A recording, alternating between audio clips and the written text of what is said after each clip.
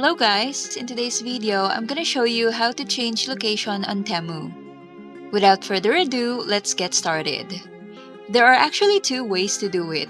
First, go to your Temu app, then tap on the U icon at the bottom, then just tap on addresses. So here you can either edit your address, so just tap on edit, then just fill in the necessary information here. Once you're done, just tap on Save.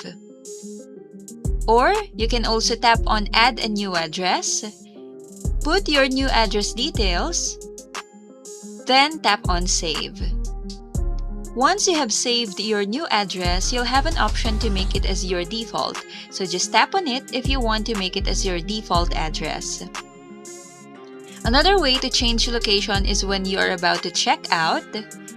And before submitting your order, you can change your address here. So just tap on your address. So here again, you can edit or add a new address.